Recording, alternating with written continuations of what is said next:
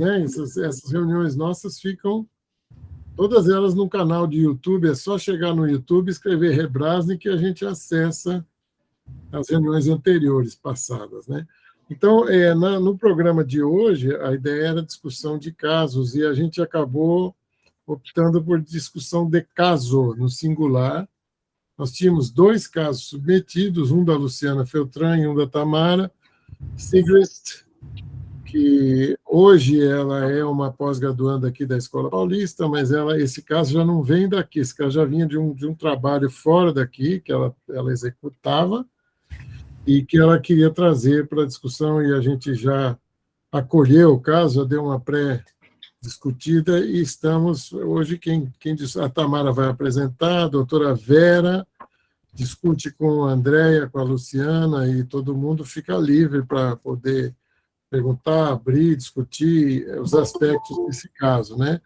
E assim que acabar a discussão deste caso, eu vou pedir 15 minutos da atenção de vocês para mostrar o projeto de pesquisa que a Rebrasne está começando e que vai precisar da participação dos centros do Brasil inteiro. Então, achei que é importante a gente aproveitar esse momento que nós estamos aqui, todos reunidos, né, e mostrar o projeto para vocês, que a participação de todos vai ser fundamental. Então, vamos começar sem mais delongas, né, com a Tamara apresentando. Tamara, você quer compartilhar a sua tela aí, começar o... Vou compartilhar aqui.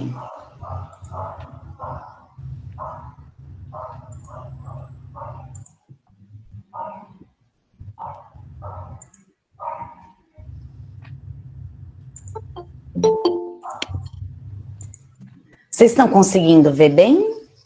Positivo, Tamara. Sim. Tá, pode interromper, tá, gente, que eu não estou vendo vocês, então... Eu só vou pedir uma coisa para todos: desligue o microfone enquanto ela está apresentando, quando for falar, habilita, tá bom? Assim a gente fica com menos ruído.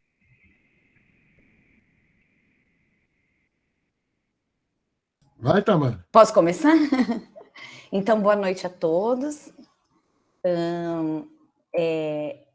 Esse caso não tem conflito de interesses, né? Então, se trata de um menino branco, nascido em janeiro de 2014, em Sorocaba, interior de São Paulo. A queixa era síndrome nefrótica.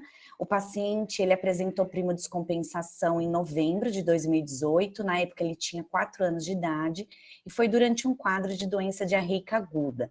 Na ocasião, ele foi hospitalizado, evoluindo satisfatoriamente, e foi realizado o diagnóstico de síndrome nefrótica intra-hospitalar, né? Os exames foram solicitados, então, durante a internação, e durante a internação mesmo se iniciou a corticoterapia, com 60 miligramas por metro quadrado, o que equivalia, na época, a 2 miligramas por quilo por dia de prednisolona. Os exames iniciais, então, desse paciente, ele tinha uma função renal normal, uma creatinina de 0,3, as sorologias eram negativas, foram testados sorologias para o Epstein-Barr vírus, citomegalovírus, toxoplasmose, sífilis, HIV, hepatite B e C. O complemento era normal, ele apresentava hipercolesterolemia com hipoalbuminemia, na urina 1 não tinha hematúria, a proteína era 4 cruzes, P/C de 9, e ele era normotenso. Na consulta ambulatorial, então, esse paciente, ele inicia, então, a corticoterapia intra-hospitalar, como a gente falou, né? E ele passa 2 meses em uso de corticoterapia, então completou 8 semanas, né? E nesse intervalo, ele não acompanhou conosco. Ele estava em outro serviço do SUS, e lá ele acompanhava com nefropediatra. Quando ele chega para a gente, então, 2 meses depois da corticoterapia, o paciente apresentava-se sem resposta, com face escoxingoide, irritabilidade, aumento do apetite, insônia, o ASS 4 cruzes, né, o teste que a gente faz ambulatorialmente com ácido sulfossalicílico e oligúrico. Ele estava, na ocasião, em uso de diuréticos, a furosemida, hidroclorotiazida e espironolactona. Doutora Vera, a senhora quer falar alguma coisa? Alguém quer comentar alguma coisa a respeito dessa resposta à corticoterapia? Lu, acho que você poderia já ir perguntando para o pessoal e, independente, eu posso comentar. Tá, sem som. Desculpa, esqueci aqui. A gente pensou, então, nesse comecinho, a gente discutiu um pouco sobre a questão da aderência, da resposta ao corticoide, né? Ela traz alguns sinais de que ele esteja tomando esse corticoide, porque tem fase com xingoide, irritado, tem insônia, aumento do apetite, e teve esses 2 meses, né, em uso de uma dose plena de corticoterapia. Então, teoricamente, aqui com 2 meses, a gente já podia classificar esse paciente como não resposta à corticoterapia. Eu queria, alguém tem algum comentário, gostaria de saber alguma coisa do caso, ou comentar alguma coisa, ou como classificaria esse paciente, né? Acho que a Lucimere, você está vendo aí, Paulo? Você consegue... A Lucimere. Sou eu. Uhum. Tudo Não, bom, Lucimere? tudo bom, bem, gente? Graças a Deus. Bem-vinda, Lucimere. Bom vê-la, bom vê-la. Muito bom estar aqui junto também. Tamara, ele não teve nenhuma descompensação, não teve nada, nenhuma infecção, nada que pudesse fazer com que ele descompensasse nesse período. Lucimário, você fez uma ótima pergunta, porque assim, nesse período que ele faz esse acompanhamento fora do nosso ambulatório, nós tentamos recuperar esse prontuário, né, desse outro serviço, mas infelizmente a gente não conseguiu, e então ficou mesmo com o relato da mãe, né, que ele tinha, sim, descompensações nesse período, mas que eram descompensações rápidas, né, que ela dizia, que ele inchava um pouquinho e logo ele compensava. Então, infelizmente, a gente não tem esse cronograma, né, esse tempo cronológico e exato do que aconteceu no paciente nesse início aí da corticoterapia. Oberes. Obrigada. Oi, Tamara. Oi, doutor Oberes. Tudo bem, Tamara? Prazer rever. Havia alguma história familiar de nefropatia sinefrótica, consanguinidade dos pais e também alguma alteração fenotípica significativa? Eu vou então, eu vou aqui passar então os slides para eu já dar essas informações para vocês. Ele era um paciente termo, ele foi adequado, parto normal, né, vacina em dia, desenvolvimento também adequado, alimentação era bem inadequada, ele fazia muito uso de fast food, e os pais, eles não eram consanguíneos. A mãe, ela tinha transtornos psiquiátricos, né, ansiedade, depressão, tentativa de suicídio. O pai era hipertenso, mas essa situação ela não ficou bem configurada na época, porque ele não fazia uso de medicações, mas também não fazia acompanhamento, então ficou um ponto aí mais obscuro na história. Ele tinha um irmão rígido de 14 anos, a avó materna sem patologias, o avô paterno hipertenso, e os avós paternos também sem patologias. Né?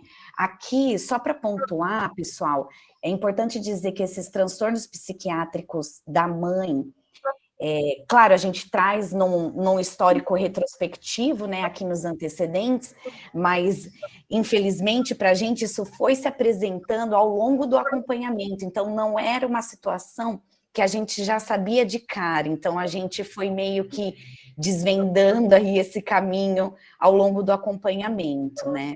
O que trouxe para a gente bastante inadequação mesmo ao tratamento, né? Informações equivocadas, muitas vezes, ou informações omissas, né? Coisas que a gente não ficava sabendo mesmo. Tamara, volta um pouquinho aquele anterior, só para a gente puxar mais alguns pontos aí. Alguém quer comentar alguma outra coisa, perguntar? Olha, Lu, eu também realmente faria o mesmo questionamento que a Lucimari fez, né? Eu acho assim que, considerando a importância que a gente dá na parte da terapêutica, daqui para frente, para essa resposta inicial à corticoterapia, eu acho que a gente tem que ser extremamente rigoroso mesmo nessa definição da corticoresistência, né? E lembrar que realmente a gente só pode chamar de córtico-resistente desde que esse paciente não tivesse tido nenhum problema, nem de aderência, né, e nem de intercorrência infecciosa, porque realmente isso pode levar ao impedimento de resposta à corticoterapia. A gente está, vamos dizer assim, hiperconsiderando, né, um paciente como córtico-resistente, né. Então, eu também realmente concordo bastante com a Lúcia, em relação a ser bastante criterioso nesse momento, né, porque é um momento definitivo que depois a gente vai usar para inúmeras consequências, né.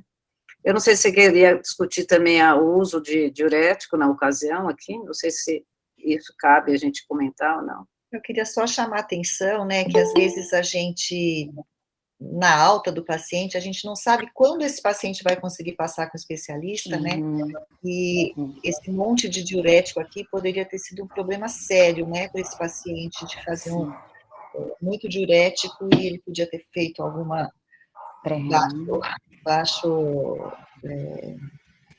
fugiu a palavra aqui agora. Baixo ritmo de filtração, Isso, né, pré-renal. Pré-renal aqui, por causa de tanto diurético, né. E a gente, então, nesse momento, isso é a vida real, né, a gente não tem que olhar, por exemplo, o paciente chegou no ambulatório assim, então a gente não consegue ter todas essas informações, então nem sempre é fácil classificar o paciente após 2 meses de tratamento, em córtico resistente ou não, porque a gente não tem essas respostas, se ele fez o uso do remédio corretamente, pelos sintomas e sinais aí, apetite, fasco xingode, dá a impressão que usou, mas pode não ter usado o remédio regularmente, pode ter tido infecções e outras coisas, então não é tão simples a gente fazer uma definição da córtico-resistência nesse momento ainda, né. Lúcia, alguma coisa? Não, só acrescentar, realmente, Lu, eu acho que uma das coisas, eu nunca dou alta com furo. Com os outros, mas eu não dou alta com furosemida. Se o paciente ainda está precisando usar furosemida, eu não vou mandar para casa. Porque a complicação, a gente já teve aqui complicação de tromboses arteriais, de criança perder membro por conta disso. E às vezes a mãe, ainda mais você falando aí dessa parte toda psiquiátrica, às vezes ela quer começar a manejar o diurético. Né? Então, isso tem que ter muito cuidado. Podemos passar? Alguém quer comentar mais alguma coisa até aqui? Na dúvida, né? Sem saber se aderiu, sem saber se tem infecção, sem saber nada, assim, exatamente, o que vocês fariam para definir a córtico-resistência ou córtico-sensibilidade nesse caso, nesse ponto? Qual que seria a proposta? Olha, se fosse para mim, Andréa, na dúvida, eu estenderia um pouco a corticoterapia ainda. Eu, assim, digo eu sei que a gente sabe que tem aquelas inúmeras definições na literatura sobre córtico sensível e córtico resistente. Eu acho que elas são bastante, hoje eu acho que elas estão ficando cada vez mais rigorosas, né, porque a maioria hoje dos textos considera 4 semanas, né, e para mim, eu, assim, tenho uma impressão, a sensibilidade minha é que eu só conheço bem o nefrótico depois de uns 4, 6 meses de evolução, e que a gente sente um pouquinho o caso, né, é lógico que vou ter que ter um critério, né, para mim, eu sou bastante, sim, vamos dizer assim, concessiva nesse primeiro critério, isso, assim, pessoalmente, né. Então, para mim, esse caso aí, dentro dessa dúvida da aderência ou da possibilidade de recorrência, eu teria ainda observado um pouquinho mais tempo esse paciente com o uso só da prednisona. Então, dentro do considerando, né? Considerando que ele tinha todos os outros fatores de risco ali que não tem, quer dizer, ele não tem hematúria, não tem hipertensão, não tem diminuição da função renal, né, quer dizer, até prova em contrário, a maior chance dele realmente é de ser um paciente que responda a córtico-sensibilidade. Na Unicamp, a gente faz o índice de seletividade. Eu também dou um peso importante para ele. Então, se ele tivesse aquela proteinúria seletiva, seria para mim mais um motivo de eu esperar um pouquinho mais, talvez, com a corticoterapia. Eu acho que eu faria isso. Óberes? Então, mas considerando que esse paciente, Vera, já tem sinais de toxicidade por corticosteroide, certo? O paciente já tem CUSH, irritabilidade, polifagia, quer dizer, você insistiria realmente nesse aspecto, entendeu? Embora a gente tenha que considerar que a mãe tem uma questão psicoemocional aí, então difícil você realmente estabelecer a aderência, mas provavelmente já com Cushing, esse paciente deve estar tomando no mínimo 4 semanas aí de corticoterapia, não? Eu acho que realmente o Cushing, ele demonstra isso, né?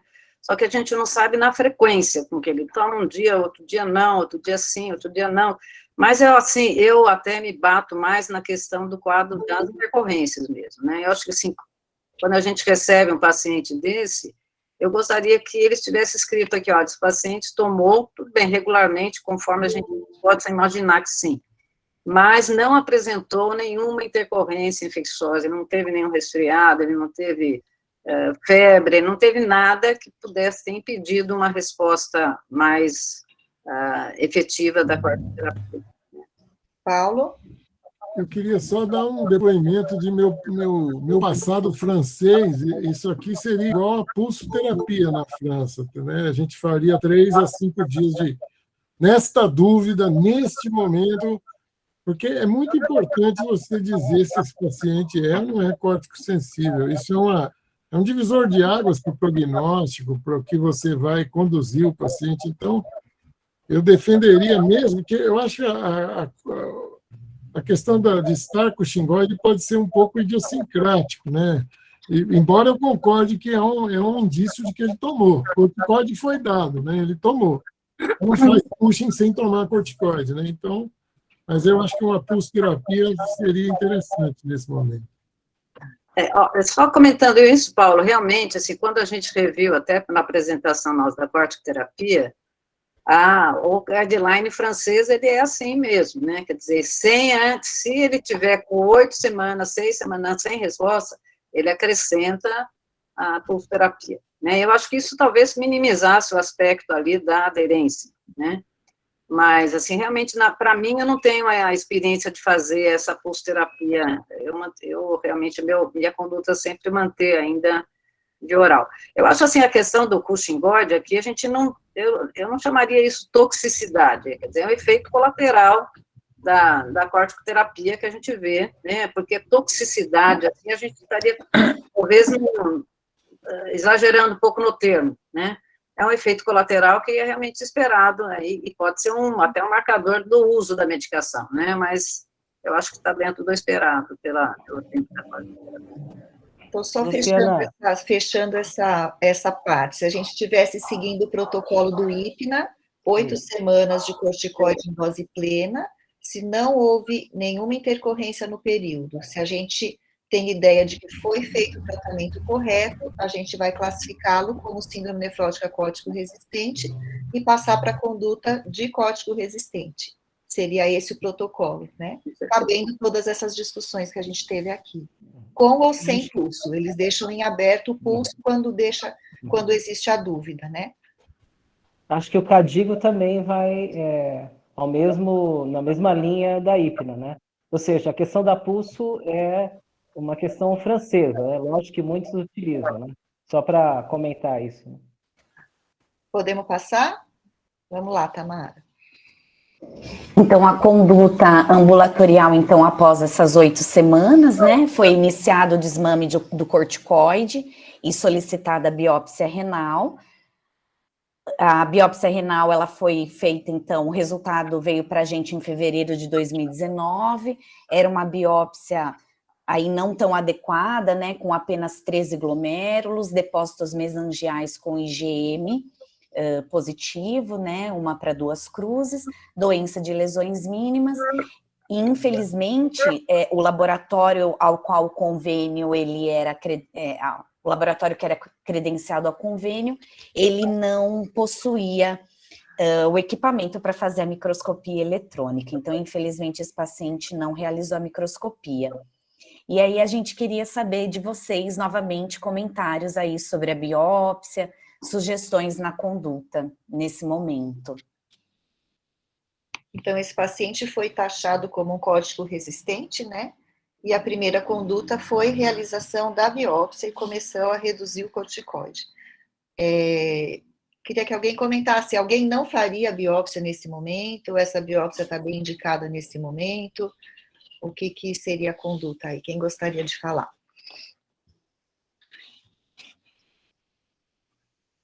Bem, eu vou começar a provocação, assim, né, porque eu sou, assim, realmente resistente a uma biópsia precoce, assim, né, eu sei que ela está indicada, até o IPNA também, e eu acho que realmente dentro das indicações de biópsia renal em síndrome nefrótica, a primeira delas sempre é a síndrome nefrótica córtico-resistente. Então, se a gente considera que esse paciente era córtico-resistente, ele teria indicação, acho que por a maioria, assim, das recomendações que se fizesse uma biópsia renal. Na minha conduta, eu prefiro deixar essa biópsia renal depois de um teste terapêutico com o uso da ciclosporina. Tá? Então, eu iniciaria a ciclosporina para ele, não sem o desmame completo da corticoterapia, né, um desmame lento, mas esperaria para fazer essa biópsia renal num momento um pouco depois de uma não resposta ao inibidor de calcineurina, né? E aí também a gente poderia comentar a questão dessa presença da IgM, né? IgM está uma cruz para duas. A gente tem acho que a entidade da doença da nefropatia por IgM é assim polêmica, né?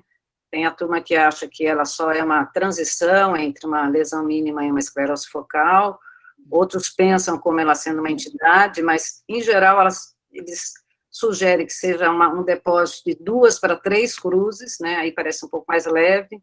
A gente precisaria ver também se ela é global, geralmente ela tem que ser global e não focal, né, e parece que ela realmente pode ter um pouco mais de potencialidade. Eu estava vendo uma revisão aqui da Argentina, de 15 casos com síndrome nefrótica com nefropatia por IgM, e os casos que tinham IgM, nessa evolução deles, a maior parte, nenhum tinha lesão mínima, como aqui é o caso. Todos eles tinham ou proliferação mesangial, ou tinham GESF, e aí teve uma evolução um pouco pior do que os casos que não teriam depósito de IgM. Na nossa prática, a gente quase não considera como sendo um diferencial o depósito de IgM, a não ser que seja realmente muito intenso em imunoglobulina única, né, ou predominante, francamente predominante, e numa extensão do tipo global, né. Então, aí é meu comentário em relação ao tipo eu não daria muita peso para o IgM, no contexto geral, embora alguns considerem isso, e a biópsia eu deixaria para depois do uso do inibidor de calcineurina. Vera, posso fazer uma pergunta para você em relação ao depósito de IgM? Oi.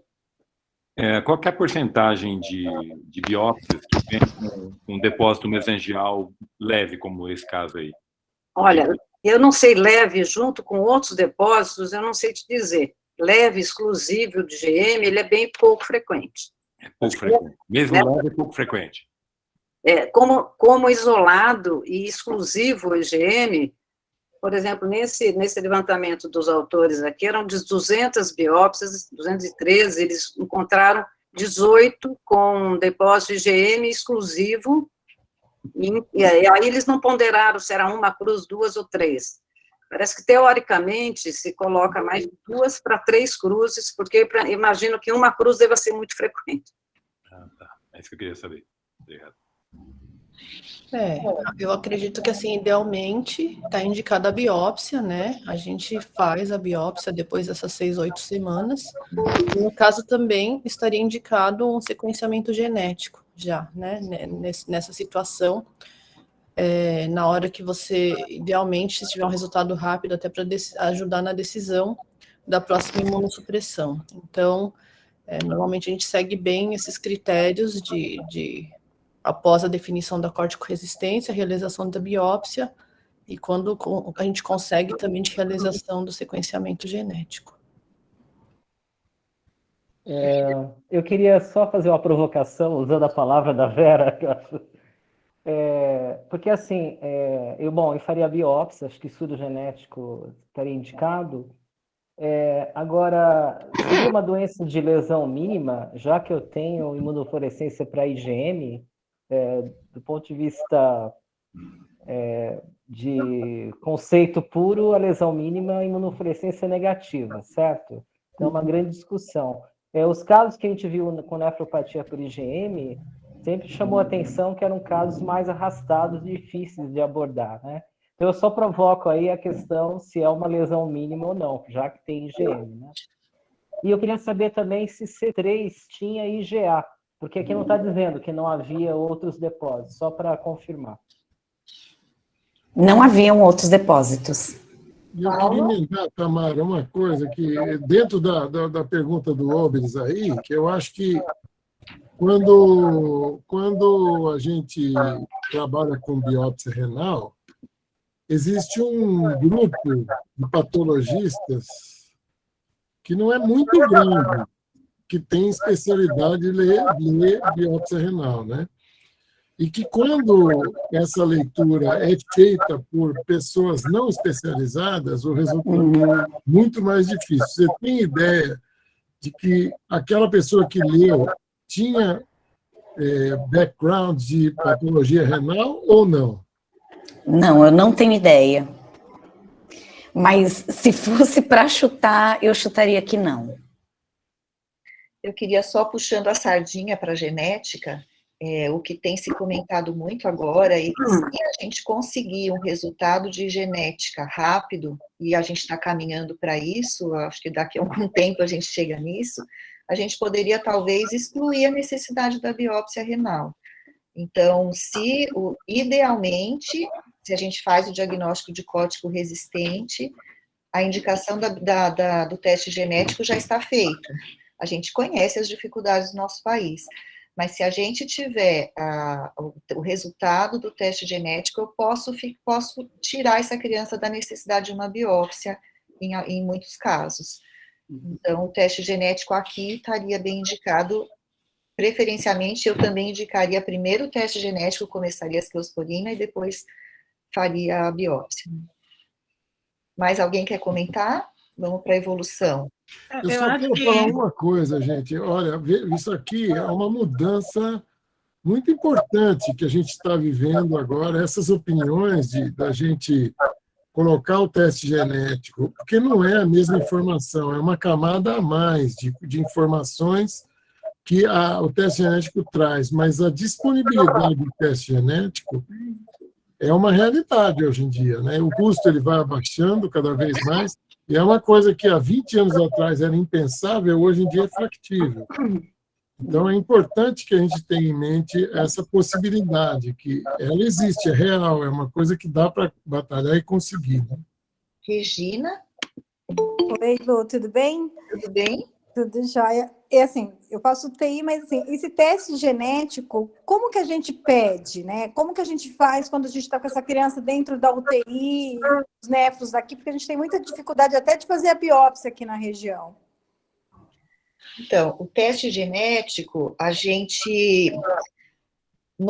Nesse momento, a gente tem o teste genético em laboratórios privados. Né? Alguns laboratórios privados fazem esse teste genético, tem um custo para isso, que o SUS não cobre, alguns convênios com carta do geneticista, com indicação do geneticista, cobrem.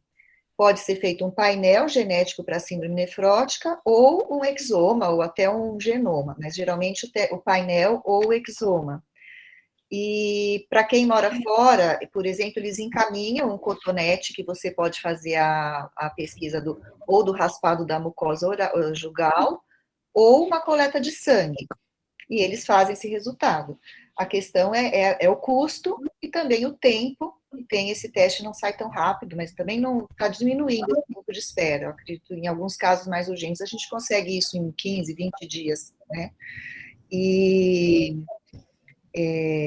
a gente tem a Rebrasne, né, que só que a gente não pode dar um resultado aí antes de uns 6 meses, acho que a gente não consegue prometer nada, mas a gente tem feito para os pacientes que se inscrevem na Rebrasne, a gente está tentando fazer esses exomas, a gente já fez alguns, estamos criando já novos casos para serem feitos, e a gente vai tentando, conforme vai tendo mais verba, a gente está tentando facilitar essa chegada ao teste genético para as crianças do SUS, né? Mas se houver condição financeira, se houver, geralmente as famílias fazem uma vaquinha, e a gente consegue fazer esse teste nos laboratórios particulares. E você sabe me dizer qual que é o custo disso? Em média. Pesqueiro me ajuda, mas o exoma está em torno de uns 8, 10 mil reais por aí. Um pouco menos. O painel menos, né? Não. 4.900. Você consegue, isso, consegue exoma por 4.000. A gente, na Rebrase, a gente consegue por 1.200, mais análise que a gente faz, 1.400. Obrigada. A Luciana colocou aqui que no Rio está por volta de 4.500 o painel. Doutora Vera? Eu queria antes, acho que a questão da pergunta da investigação molecular é super útil, acho que a gente vai até voltar um pouco mais ainda, né, nesse aspecto. Uhum. Eu queria voltar um pouco ainda na questão da biópsia renal no córtico resistente, lembrando que, até para sustentar, me justificar mais ainda, em relação ao conduto que eu faço, é que a gente lembra que desses córticos resistentes iniciais, dependendo da estatística, 50% a 80% deles vão responder ao inibidor de calcineurina, né? Então, daí realmente que pesa, talvez, para mim justifica a não realização dessa biópsia nesse primeiro momento. Por outro lado, eu acho que tem um aspecto também interessante da biópsia renal, que embora a gente hoje, né, não tenha mais tanto consideração em relação a ela ser lesão mínima ou GESP, em termos de indicar ou não uma síndrome nefrótica monogênica ou não monogênica, ela não tem esse poder de diferenciação. Mas a biópsia ainda mantém um aspecto muito útil na questão do prognóstico do caso. Então, eu acho assim que eu dou bastante valor à realização da biópsia, principalmente no sentido de que você ter lesão mínima ou GESF nessa biópsia, ele dá realmente para nós uma ideia de prognóstico aí para 10 ou 15 anos de evolução da doença, né? Mantendo aquela velha ideia de que a lesão mínima tem um prognóstico muito melhor do que a GESF em termos de tanto de manutenção de função renal em 10 a 15 anos depois do diagnóstico. Então, quer dizer, eu acho que a biópsia ainda tem reservado vários aspectos de indicação, mesmo se tendo o diagnóstico molecular, né? Outro aspecto, realmente, que você guarda uma biópsia, talvez possa ser útil para exames mais sofisticados aqui no futuro. Então, eu acho assim, eu não faço no início, eu fico pela resposta à corticoterapia. Se a resposta à corticoterapia for ótima, ele é o melhor preditor de que essa paciente não tem uma doença monogênica, né? No momento é o melhor preditor para isso, mas realmente que ela seja feita e seja bem considerada também nesses aspectos do prognóstico.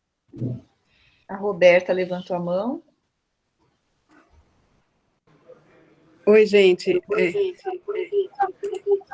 Peraí que eu tô com o computador e o celular, porque eu não estou conseguindo falar pelo computador. Eu fiquei na dúvida, não é da biópsia, eu concordo com tudo que vocês fizeram, biópsia, falar estudo genético.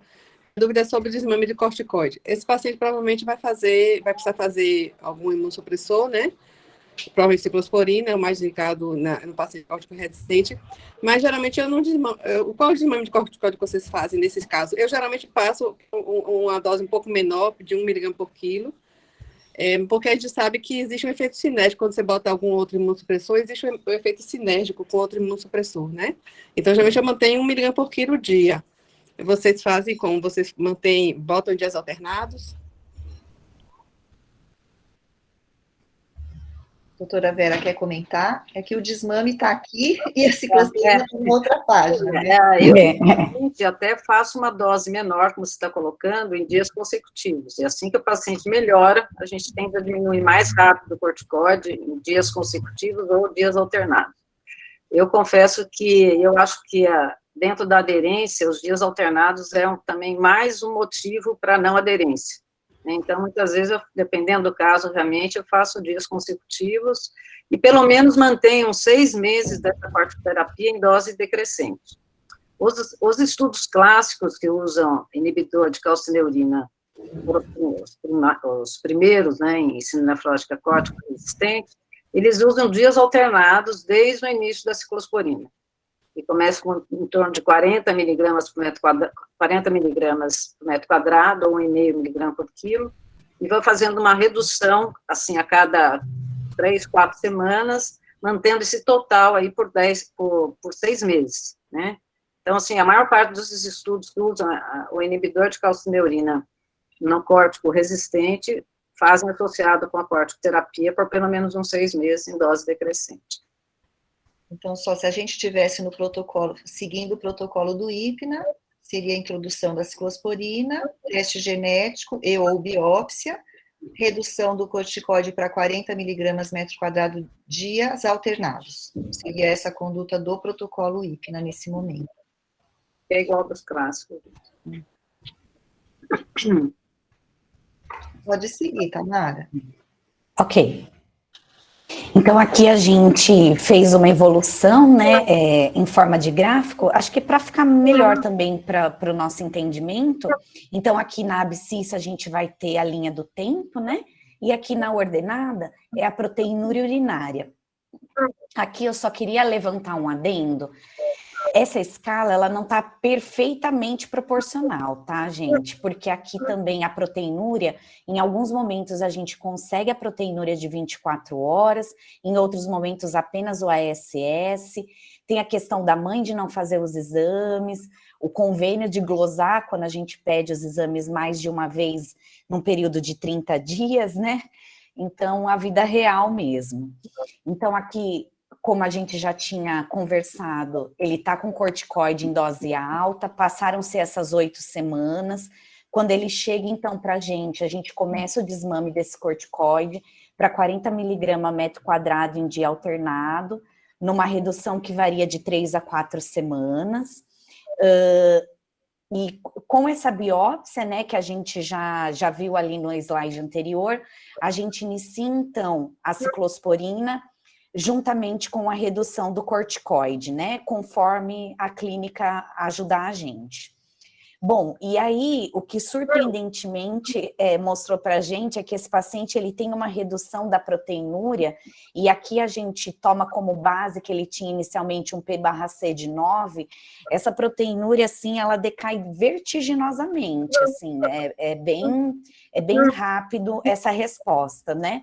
Então, aqui, só para a gente ter uma ideia, aqui na parte inferior do gráfico, a gente vai ter, então, uma ciclosporina com a dose inicial, né, de 5 miligramas por quilo por dia, dividida em 2 tomadas, a redução do corticoide, que ela é feita paulatinamente, mas até esse período, mais ou menos em meados de maio, junho, a gente consegue uma redução até 10 miligramas em dias alternados. A creatinina se mantém em 0,45 mais ou menos, a gente tem uma resposta, então, da albumina, ela se normaliza, né, 3,7, e a ciclosporinemia, ela gira em torno aí mais ou menos de 100. Posso continuar? Alguém quer fazer alguma observação? Acho que pode continuar mais um pouquinho. Tá bom.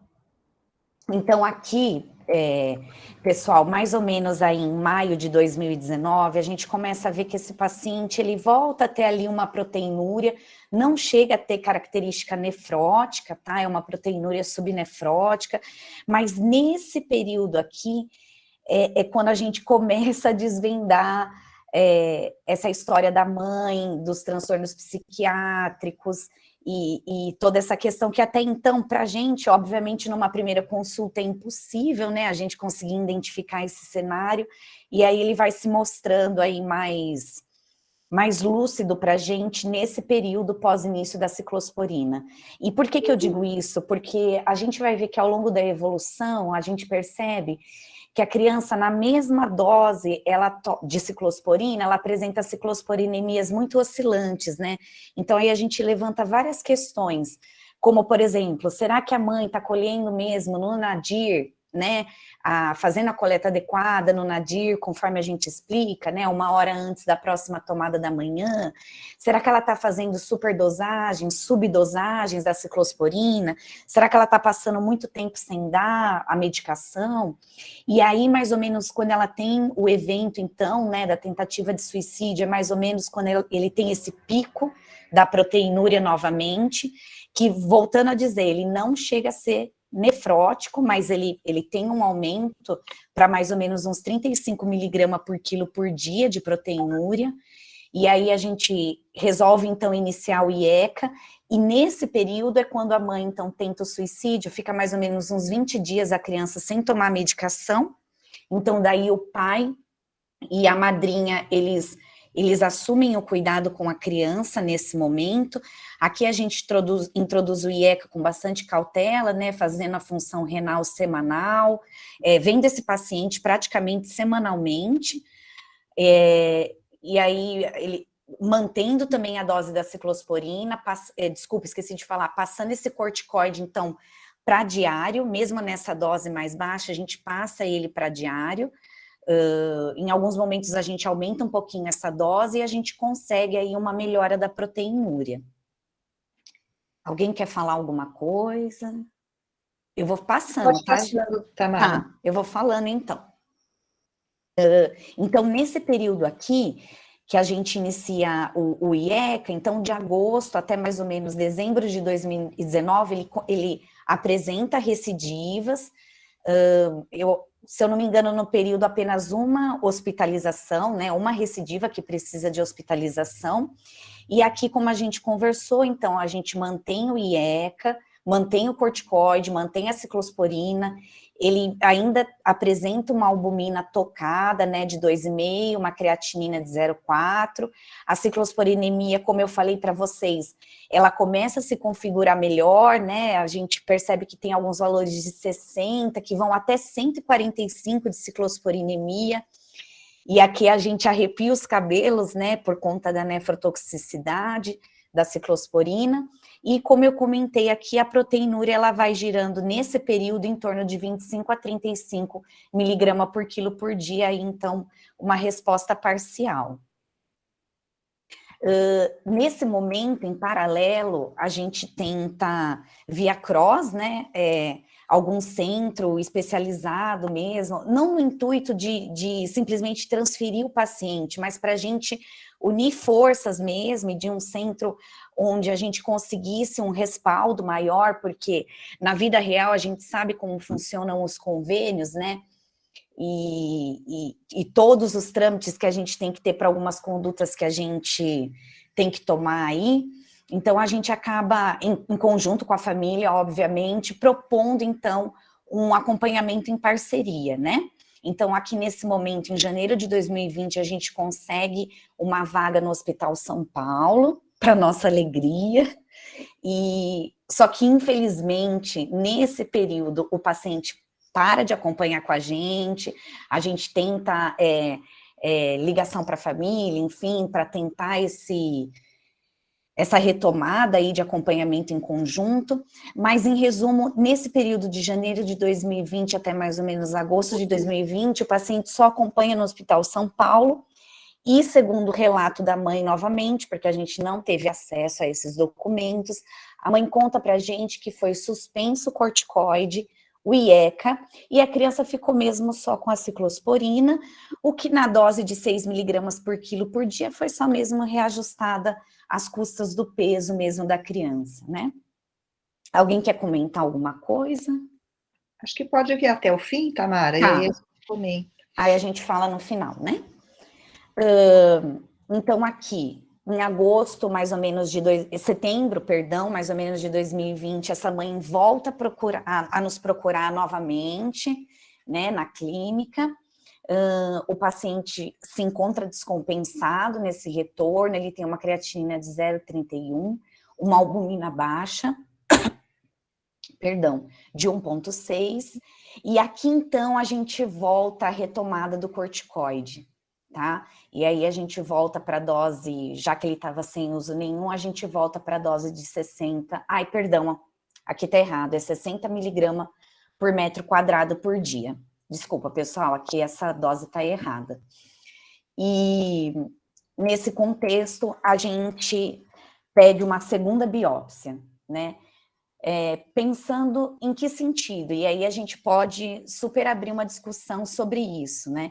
Essa segunda biópsia, então, pensando em todo esse delay, né, de acompanhamento que a gente não tem do paciente, nessa mãe que a gente, infelizmente, não consegue mais dar credibilidade, né, aos relatos dela.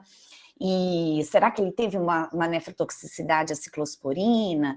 Será que ele não teve? Será que esses episódios de recidiva, eles, né, acabaram levando aí a lesões renais? Essa segunda biópsia, ela mostra para a gente uma fibrose moderada, né? Então ele apresenta atrofia tubular, fibrose intersticial moderada.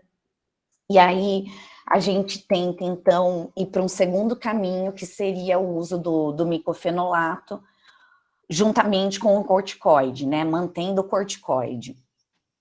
E o que a gente vê na evolução, aqui vou só colocar para vocês, quando a gente inicia mais ou menos final de setembro, começo de outubro, o micofenolato, o paciente apresenta muita diarreia, uma hipoalbuminemia de 2, uma função renal de 0,3 e um ASS 3 cruzes, aqui só lembrando que a mãe não fez os exames que a gente pediu, então a gente só conseguia fazer mesmo o teste do ASS ambulatorialmente, né? Então, por conta dessa situação aqui, então, do micofenolato, a gente não consegue tatear a dose, né, subir a dose do micofenolato por conta da diarreia, né? A gente pensa, então, nesse perfil de corticorresistência refratária, né? Iniciar, então, uma tentativa, entre aspas, de utilizar o rituximab. Então, a gente consegue, pelo convênio, uma dose do rituximab. Esse paciente, após uns 10 dias do uso do rituximab, ele apresenta uma celulite abdominal, então, com necessidade de hospitalização para tratar essa celulite de parede abdominal.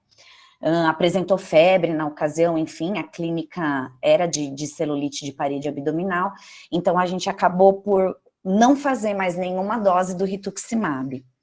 E pensando em todo o cenário familiar aí, essa questão aí da aderência e tudo mais. E aí o paciente mantém a descompensação, né, aqui já é um ASS 4 cruzes, então, assim, provavelmente ele tinha uma proteinúria nefrótica, e aí a gente pensa, bom, será que não é a hora de dar 2 passos para trás, sentar de novo, reavaliar tudo, e já que a ciclosporina, apesar, né, da gente saber de toda a nefrotoxicidade, essa fibrose aí moderada, ela ainda assim, a ciclosporina mantinha o paciente mais estável do que ele vinha apresentando para a gente, nessa impossibilidade da gente tatear a dose do micofenolato. Então, a gente dá 2 passinhos para trás, a gente volta com a ciclosporina, mantendo o corticoide, tá? Nessa ocasião, ele tem uma creatinina de 0,5, uma albumina mais baixa ainda, de 1,2, e uma proteinúria aí de 60 mg por quilo por dia. A gente volta na dose da ciclosporina, então, o paciente responde, né, como a gente já tinha percebido anteriormente, o paciente responde muito bem à ciclosporina, e quando a gente vê também que a gente consegue uma maior aderência da família, então ele começa a apresentar queda, então, da proteinúria aqui, mais ou menos em março, abril, né? Mas aí a gente vai ver que, mais ou menos em março, então, de fevereiro a março, ele tem essa queda, quando a gente reinicia a ciclosporina. E aí, nesse curto período de mais ou menos 15 a 20 dias do retorno da ciclosporina, esse paciente, então, ele é hospitalizado com um diagnóstico de PBE, né, peritonite bacteriana espontânea. Então, ele é hospitalizado, tratado empiricamente, não foi possível a punção durante essa internação, então a gente não sabe se esse líquido acítico, ele tinha mesmo uma bactéria, mas com a clínica a gente fecha, né, acabou tratando empiricamente como uma PBE. Esse paciente evolui mal, ele apresenta um edema agudo de pulmão, com necessidade de intubação, lesão renal aguda, né, então ele precisa de fazer aí sessões de hemodiálise, ele fez 6 sessões ao todo, e aí numa tentativa não sei se posso chamar de heróica, mas assim, desesperada, a gente opta, então, bom, será que não é o momento da gente fazer uma pulsoterapia? O paciente está internado, a lesão renal, ela está estabilizada, né, ele volta a ter parâmetros de filtração glomerular dentro da normalidade, de taxa de filtração de glomerular, perdão, dentro da normalidade, aí a gente pensa, bom, ele está internado, a gente consegue manter um tratamento adequado, vigiando esse paciente com vigilância rigorosa, vamos tentar então uma pulsoterapia. E aí a gente faz três sessões de pulsoterapia, e depois a gente mantém o corticoide, 60 mg metro quadrado, por mais algumas semanas, tá? E aí a gente começa novamente com o micofenolato, né? A novela, né? A gente volta, bom, vamos tentar o micofenolato, vamos ver se não era uma aderência inadequada, né? Uma posologia aí incorreta. Então a gente começa o micofenolato na dose mínima, ele não começa tomando esses 800 mg metro quadrado por dia, a gente começa com a dose mínima e vai tateando aí intra-hospitalar o aumento do micofenolato aqui de sódio, tá, gente? Eu coloquei a sigla, me desculpem, MMF, mas não é de mofetila, é de sódio. E nesse momento a gente fica muito feliz porque a gente vê uma resposta bastante satisfatória. Tamara? Ai, desculpa, eu acho pode que falar. Coloca até, por causa do tempo, coloca até o final a evolução e aí a gente abre para discussão. Ok. Então, a gente não vai ter o tempo de discutir no final.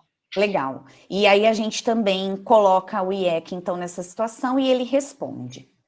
Bom, durante a internação, a gente consegue contato com o laboratório, né, para fazer o teste genético, a gente propõe para a família e a família opta por realizar esse exame particular, então a gente pede um painel de síndrome nefrótica, foram analisados esses genes nesse painel e o resultado, ele mostra para a gente uma ausência de variantes que isoladamente justifiquem o quadro clínico.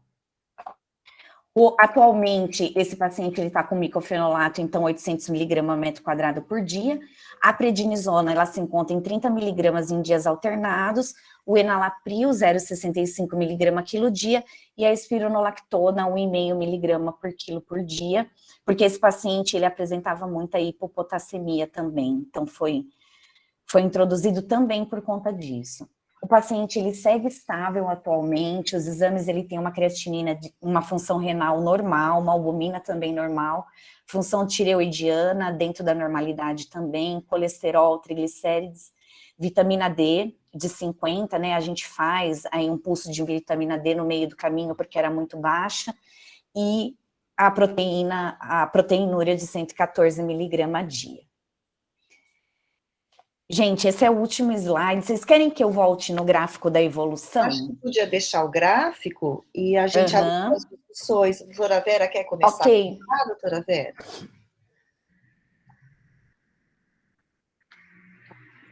Eu posso, não sei se alguém mais queria falar. Só falando rápido, né, Lu?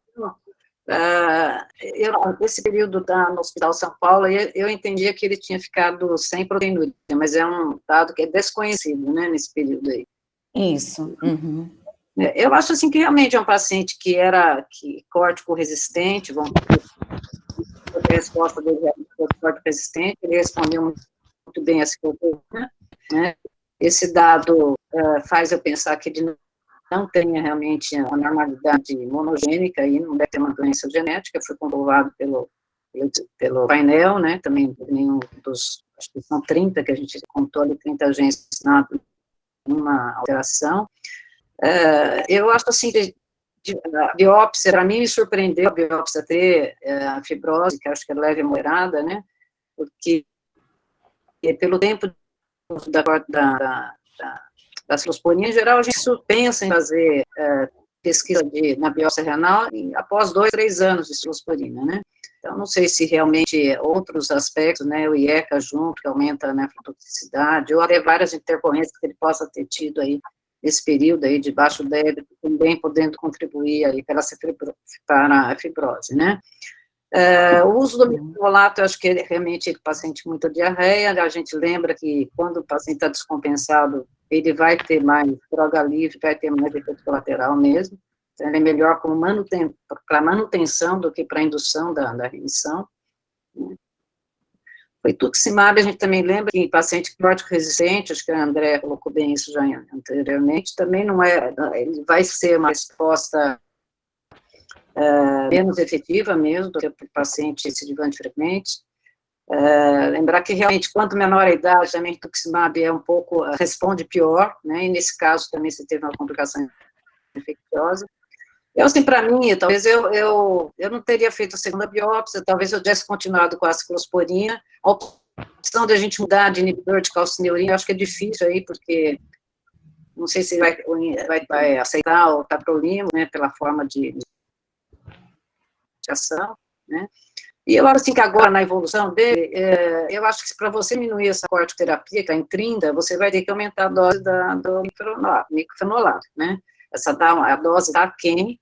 Normalmente, assim, todos os estudos mostram que você tem que estar numa dose média de 1.200 miligramas metro quadrado por dia, dividido em 2 doses, tomar em jejum, senão o microfenolato não vai manter esse bloqueio que você está querendo lá nas células B. Então, eu acho assim, para continuar a história, eu acho assim, que está uma boa opção o microfenolato, que ainda mais fácil ter remissão, mas eu acho que se você for diminuir a corticoterapia, que é um objetivo final, lógico, tem que primeiro aumentar a dose do microfenolato, ver se você consegue manter a dose ideal sem efeito colateral, né, e diminuir a corticoterapia.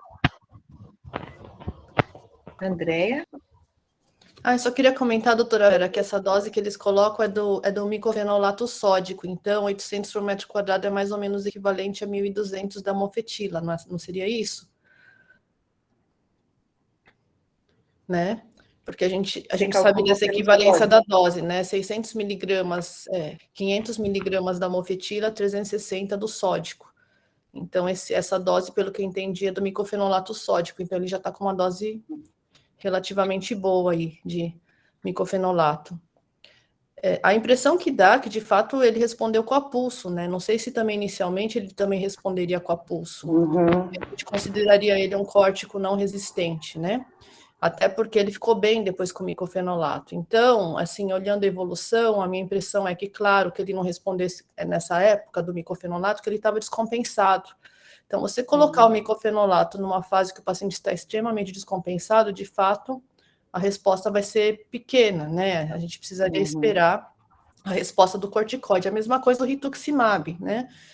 O rituximab, na hora que o paciente está descompensado, primeiro que você vai perder grande parte da medicação, como proteinúria, né, que ele é uma imunoglobulina, tipo de uma imunoglobulina, e segundo, que você não vai ter esse efeito. Nesse momento, agora ele respondendo e ficando dependente de corticoide com microfenolato, considero que até tem indicação nesse momento do rituximab de novo, uma vez que ele está compensado. Isso faria com que você conseguisse tirar o corticoide, né? Essa seria uma estratégia que a gente utiliza. Outra coisa também que a gente utiliza bastante é o paciente que era córtico resistente, que depois se torna dependente pós-inibidor de calcineurina ou ciclosporina ou tacrolimo, também é um bom candidato para você fazer o rituximab, porque se consegue diminuir tanto o corticoide quanto o inibidor de calcineurina, né, diminuindo a nefrotoxicidade para o paciente. Claro, tem todas as ressalvas do rituximab, que não é qualquer remedinho, né, que a gente dá, mas seria uma outra estratégia se o paciente tiver bastante sinais de toxicidade do corticoide, por exemplo, só que só nesse caso de dependência, né? Ou recidivante frequente, como a doutora Vera colocou. O que mais, pessoal? Está aberta. Eu queria ecoar um pouco a Vera, porque eu acho que às vezes a gente tem um certo receio exagerado da ciclosporina ou do tacrolimus, e isso data de quando começou a usar antibiótico, que usava-se 1 ano e meio e já fazia uma biópsia para ver toxicidade e tal. E esse tempo foi alongado, já acho que 2, 3 anos, talvez, né? Lembrando que a gente faz transplante todos os dias e usa ciclosporina e tacrolimus para o resto da vida das crianças, né? E a gente não fica fazendo biópsia repetida para ver toxicidade. E muitas vezes nós praticamos níveis séricos mais altos do que esses obtidos na síndrome nefrótica. Então, talvez não seja motivo para a gente ter tanto medo da toxicidade do inibidor de calcineurina, eu acho, né? Eu concordo, Paulo. Assim, os estudos de nefrotoxicidade são muito amplos, né? E, realmente, assim, o nível abaixo de 150 no T0, abaixo de 600 em nefrótico, né? Eu sei que em transplante podem ser diferentes. Em paciente com mais de tempo de uso, assim, raramente a gente tem na literatura descrição de nefrotoxicidade. Eu acho, assim, que essa biópsia, ela tem um dado específico, eu acho que ela precisava ver melhor o que passou, né, nesse período anterior também, né. Inclusive, eu acho, assim, que embora seja pouco citado na literatura, indo no caminho que o Paulo estava colocando, eu acho que uma opção muito boa para esse paciente também, para poupar o uso da corticoterapia, eu não sou tão fã, assim, também do rituximab, seria acrescentar realmente a ciclosporina, que eu acho que é uma ótima associação, a ciclosporina com o micfenolato. Você vai estar atacando os dois mecanismos patogênicos aí da síndrome nefrótica.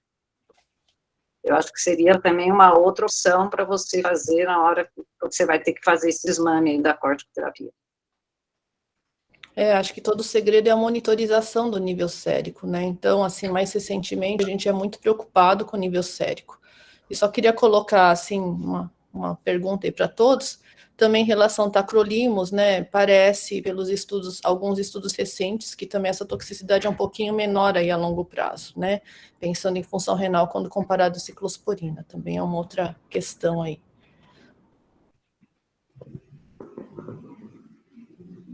Quem Eu acho mais? que tem Lu? uma pergunta que não quer calar. Como é que a mãe está agora, Tamara? Eu posso parar o compartilhamento? Pode.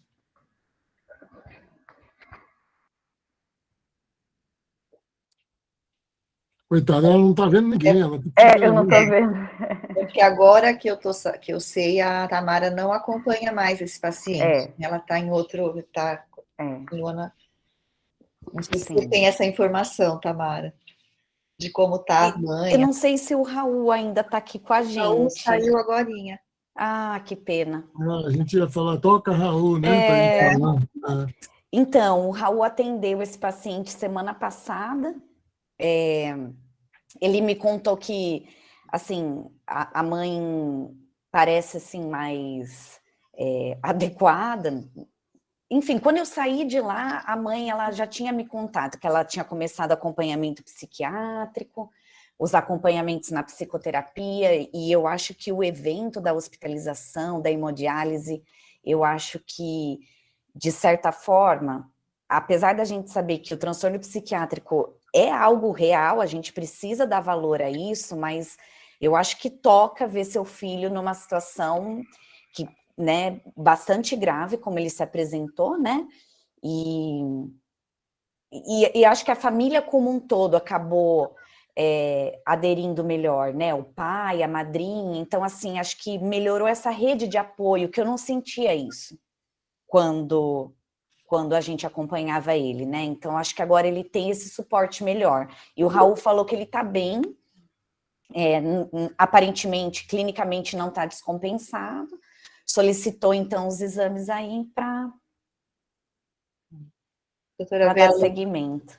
Só uma brincadeira aqui, o Raul pegou o banquinho dele e saiu de mansinho agora para não ter discussão. A doutora Vera levantou a mão, depois tem algumas perguntas no chat. Eu queria pedir para a Andréia para ir respondendo no chat mesmo. Vera, você está sem microfone, fala. Não, agora estou já. Não, era só para fazer o comentário, Lu, em relação à questão da aderência, né?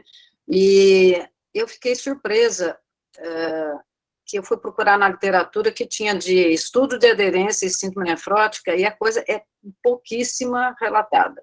Né? Tem um estudo agora recente que saiu em 21, 22, depois eu até tenho a referência dele aqui, e eu fiquei assustada de ver que, de acordo com a Organização Mundial de Saúde, a gente pode, dentro das doenças crônicas, a gente tem quase 40% de não aderência nos tratamentos crônicos. Então, eu falo assim, eu fiquei chocada, porque isso às vezes, é a eficácia de uma droga que a gente está achando que está usando, né? Então, eu acho que, viu, Paulo, eu achei até que nós temos que ter isso como ideia na Rebrasem também, para estudar essa questão da aderência na síndrome nefrótica. Eu acho assim um assunto muito interessante, a gente está vivendo com ele todos os dias, mas a gente não está medindo isso, né? Eu acho que tem instrumentos para isso. Era isso que eu queria comentar. Não, esse caso aí é riquíssimo disso também. Ele mostra detalhes das dificuldades do processo de transferir um paciente para um serviço especializado, referência e contra-referência, como a gente ainda engatinha nisso, né? E principalmente como os aspectos psicológicos fazem parte da determinação do prognóstico da criança, mais do que a biópsia, talvez, né? Então, essa coisa tem que ser levada em conta. Eu acho que a gente tem que olhar, como médico, tem que olhar cada vez mais para o contexto, para a circunstância, para a coisa como um todo, né? E não só para a proteinúria e tal, né? Porque eu acho que a gente, às vezes, tem uma visão um pouco mecânica demais, né? Nesse sentido, trabalhar com um grupo de multiprofissional que tenha psicólogo, assistente social, fonoaudiólogo, é uma coisa que nos faz aprender muito, né? Eu acho que essa dimensão aí muda todo o prognóstico da criança, né? Paulo, como a gente está de tempo? A gente tem... Não, nós estamos já fechamos o tempo. Eu preciso mostrar o projeto. Eu queria muito a atenção de todos para mostrar o projeto de pesquisa, que todos têm que colaborar ou vão ser convidados a colaborar. Então, eu vou pedir para a Thaís, queria fazer uma pergunta, ou quem tiver mais alguma pergunta. Quem tiver, faz uma rodada de encerramento para eu poder... Eu pensei de colocar no chat as perguntas e a gente vai respondendo no chat enquanto você está apresentando. Isso, a minha apresentação é 10 minutos, pode ser. Deixa o chat rolando, mas eu peço atenção, né, gente? Não é só para ficar... Não vale olhar só para o chat. Não é só para ficar no chat, porque senão ninguém vai entender do que a gente vai falar, né? Deixa eu pegar aqui a minha compartilha. Vocês provavelmente estão vendo agora, né? A compartilhada, né? Sim. Então, vamos lá, gente. A minha conversa com vocês hoje é sobre um projeto de pesquisa que... Vocês estão vendo ou não? Sim. E está em tela grande? Apesar que para mim ficou pequenininho. Está em tela pequena. Tela pequena? Está pequena. Deixa eu ver. Deixa eu começar de novo esse processo, porque eu faço isso todos os dias, entendeu? Eu trabalho com isso. A minha profissão aí. Entrou? Alô? Sim. Entrou. Filho da mãe, eu oculto isso aqui. Bom, vamos lá, vamos em frente. Então, o que eu queria mostrar para vocês é um projeto de pesquisa que nós tivemos aprovação agora. Continua? Agora está ok. Está ok? Está aparecendo. Eu acho que você não está conseguindo passar. Não passa para frente, avançar, vamos lá. Não passa. Tem que fazer diferentemente. Parar a apresentação, vou botar a tela inteira, que eu estava fazendo uma tela. E agora? Apareceu? Não. Não. Não. Nada.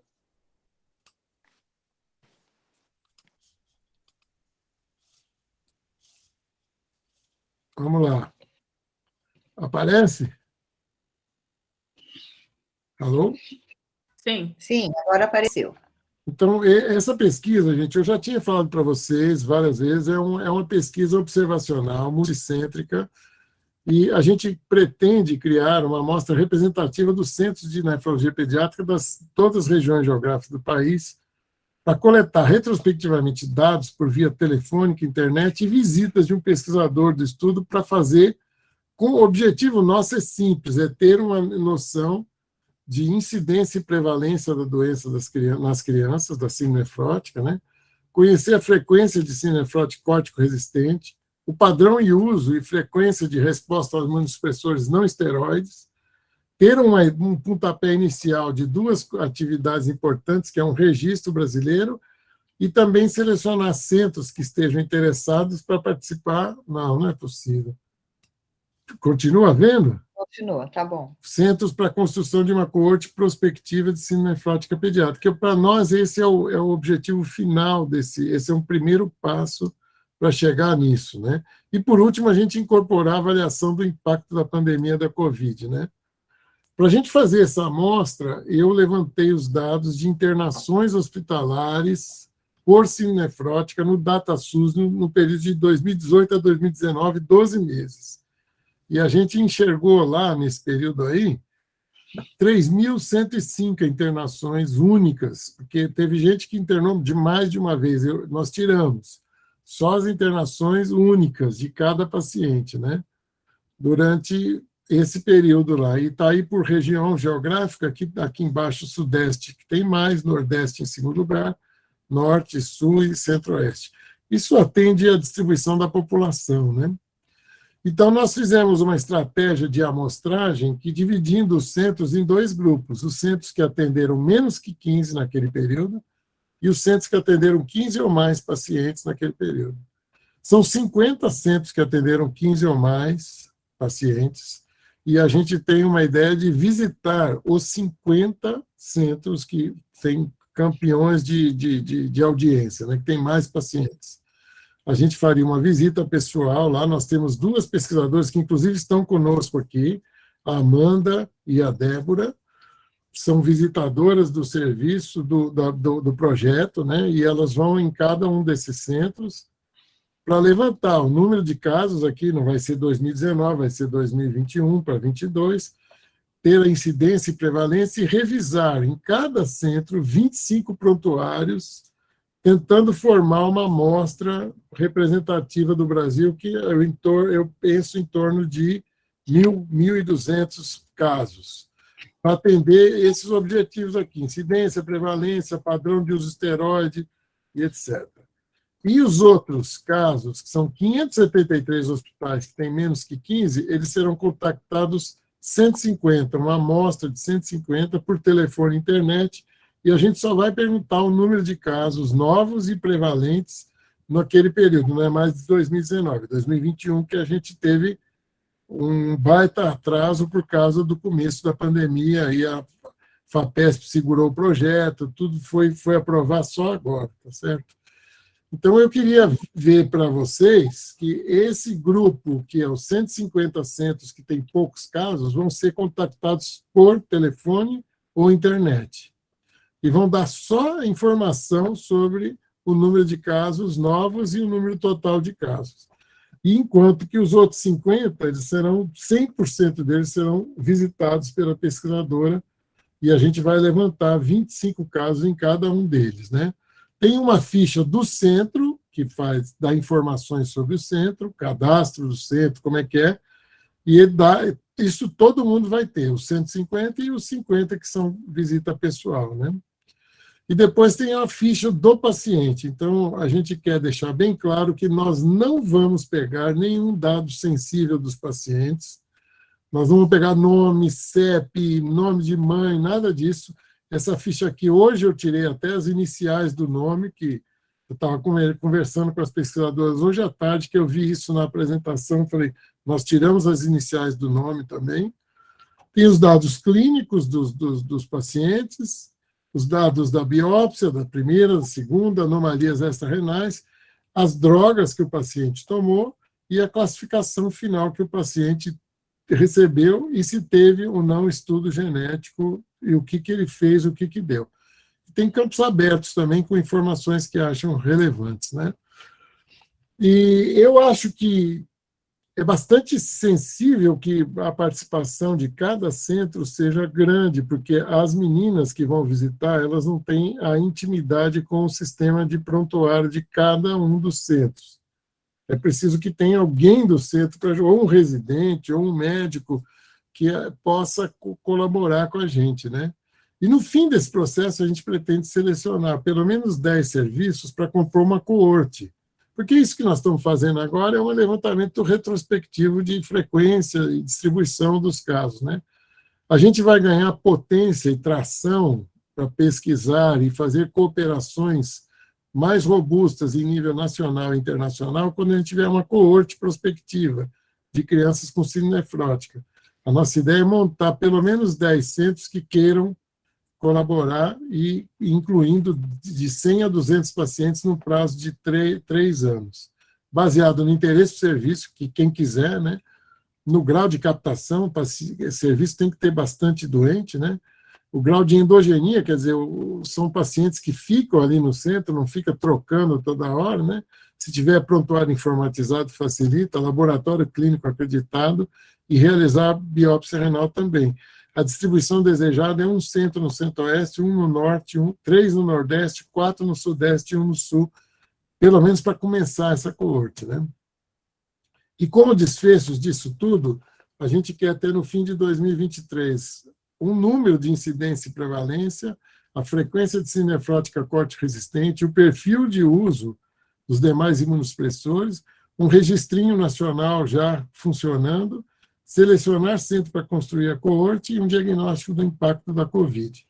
Esse projeto foi aprovado no Comitê de Ética da Unicamp, tem aí um parecer consubstanciado, tudo, e eu espero, aqui estão, eu falei no começo da reunião que ia citar o e-mail da Rebrasne, é esse que está aí, e o site da Rebrasne, para quem quiser colocar dados e tudo mais para discussão, é lá para fazer, inclusive para fazer o genoma, é lá que se depositam os casos que a gente pede para vocês. Então, eu gostaria de pedir muito, que daqui para frente nós vamos começar as visitas. Nesse mês de setembro, nós vamos visitar os centros da capital de São Paulo e aqui em Campinas, a Unicamp, porque nós vamos começar como se fosse um pré-teste, né, para ver como que a ficha se comporta, como que a coisa roda no nível prático, né, que a gente fez as fichas, tudo, isso precisa ter uma experiência prática, nós vamos começar aqui em São Paulo, mas depois, em outubro para frente, a gente quer viajar. A Débora está aqui, eu queria só que ela falasse oi, e a Amanda também, todas as duas são nutricionistas, e a Débora já trabalhou em pesquisa várias vezes comigo, né? A Débora tem uma experiência boa, participou do levantamento de diálise, depois participa da coorte de São Paulo, e a Amanda está fazendo mestrado lá na Escola Paulista. Eu acho que as duas se mobilizam bem com a questão da pesquisa. Fala só um oi, boa noite, gente. Oi, boa noite a todos. Prazer, Amanda. Prazer, Então, Débora. Não as recebam com pedras na mão, por favor, né? Porque a gente vai precisar. Eu vejo vários problemas aí, é difícil, cada centro tem um prontuário diferente, vai ser difícil a gente coletar esses dados. Tem a questão do comitê de ética, que tem alguns centros que colocam obstáculos, né? Falam que tem que começar do zero, mandar o projeto para lá, e aí a gente tem uma sugestão, quando o centro faz questão, porque não vai ter nenhuma informação sensível do paciente que será extraído. Tudo vai ser extraído de prontuário, ninguém vai falar com o paciente, ninguém vai tocar em paciente, fazer nada. Então, e já foi acordado pela Unicamp a liberação do parecer do TCLE, né? Inclusive, tem um TCLE do serviço, do centro, né? Que o centro concorda em participar, ele pode tirar esse acordo a hora que ele quiser, etc. e tal. Então, se o centro fizer muita questão de entrar na Plataforma Brasil, é possível a gente só, através de uma carta, acoplar o centro no projeto da Unicamp. E ele passa a ser um centro coparticipante do projeto de pesquisa, não precisando fazer o processo todo de submissão do centro desde o zero lá no CEP do centro. Então, eu sugiro fortemente, quando a gente entrar em contato, que a gente ajude esse processo para que possa acontecer, né? A Lucimere levantou a mão. Não, é porque o centro daqui é muito chato, mas, assim, a Karen acho que teve que sair, mas também ela é do CEP, e ela que tem grande casuística aí, então acho que ela vai dar um jeito, porque já foi aprovado até para mandar, né, para a parte do Rebrasne, que é muito importante, mas eu acho que a gente vai precisar dessa carta aqui. Eu estou com um kit aqui na minha mão, que cada centro que será visitado, eu vou mandar o kit antes, que tem tudo. Que tem o projeto, as fichas, ou parecer consubstanciado, e eu estava querendo até ver se a Vera tem aí o termo de consentimento do centro, se a gente já fez ou não fez isso. Não, a gente não tem o termo de consentimento do centro, e, por exemplo, o centro da Karen, ela fez o processo, está tudo já legal, está tudo ok, né? Mas o que a gente colocou no CEP da Unicamp, que foi aprovado, é que os pacientes não precisam do termo de consentimento livre e esclarecido. Porque realmente... Mas o centro precisa, né, Vera? O centro tem que dar. Se o centro quiser participar dentro do projeto oficialmente, aí ele tem que fazer a autorização no CEP dele. Mas isso não é obrigatório. Tá? Então, eu sugiro que se o CEP do centro for muito, muito rigoroso, a gente possa colocar via coparticipação, via Unicamp, porque ali nós já temos o caminho mais fácil. É mandar uma carta dizendo, ó, estamos comunicando a entrada do centro, sei lá, o Hospital Albert Sabin, de Fortaleza, e ele entra com o pesquisador, tudo direitinho. Aí, isso vai depender bastante, como diz a Lucimere, do rigor do CEP. Quer dizer, pelo critério, ele não precisa fazer, porque já foi aprovado num CEP. Aí, por exemplo, lá em Pequeno Príncipe, né, de vocês, eles pediram toda, e aí ela entrou com a mesma documentação que estava pronta aqui, ela entrou lá e fez a adaptação que o CEP dela pediu. E aí Isso demorou um ano, mais ou menos. Isso, mas aí também teve problema lá do CEP dela, enfim. Mas aqui é complicado. Eu estou rindo porque estou vendo ideia que a gente também já teve problema. Eu acho que a maior parte dos outros CEPs não vão solicitar isso, entendeu? Ela falou mesmo que lá era uma coisa meio especial, né? Bom, então é isso. Eu queria pedir a todos, encarecidamente, a cooperação para que a gente... É vital. E os centros já vão aparecer nas publicações que futuramente ocorrerem, aparece o centro e o pesquisador nos créditos lá do artigo, né? Eu queria pedir muito a cooperação. Eu tenho, aqui em São Paulo, eu já conversei, é o Darcy Vargas, a Escola Paulista, a UHC, o Menino Jesus e a Santa Casa, e tem Campinas, que tem 2 centros, a PUC e a coisa, como é que ela chama? A Unicamp, né? Então, a gente deve estar visitando esses, só para fazer esse pré-teste agora no mês de setembro, esse piloto, né? E depois, em outubro, a gente passa a fazer as visitas nos níveis nacionais, né? No nível nacional. E eu vou entrando em contato, né? Está perguntando aí quais são os centros do Rio. Débora ou Amanda, vocês podem olhar aí a planilha de visitas, quais são os centros do Rio? Teve uma pergunta aí. No Rio, capital é do Hospital Bom Sucesso. Tem mais um, são 2. O Bom Sucesso Bom Sucesso e o outro é em Niterói. É Niterói, né? Que são os que tiveram maior volume de internação, né? Niterói é o Hospital Getúlio Vargas Filho. Isso. E aí, gente, dúvidas, questões? Bom, se as questões do caso, eu gostei muito do caso, um caso que veio não foi nosso, não foi de nenhum serviço universitário, veio de um serviço que acompanha a vida real, né? Eu queria agradecer muito a Tamara pela disponibilidade de trabalhar no caso, de trazer o caso, foi atrás e tal. Obrigado mesmo, Tamara, foi legal. Eu acho que ele suscitou muita discussão produtiva para a gente, né? Muitas dúvidas, muitas questões aí, né? E a gente quer avisar que em setembro não faremos reunião daqui, porque nós temos o nosso Congresso Mundial de Nefrologia Pediátrica, que eu convido a todos que, se não forem presencialmente a Calgary, no Canadá, podem fazer o congresso por via remota, porque é um congresso híbrido, né? Ele vai ter tanto online quanto presencial, e é um congresso que tem um preço relativamente acessível, né, comparado com os outros congressos, porque a gente entra como sócio da Alanep paga um preço, eu paguei presencial e foi $250, que é uma coisa, já faz tempo, né? Agora já aumentou o preço, que está muito em cima, mas é um preço, deve estar $300 agora, se não me engano.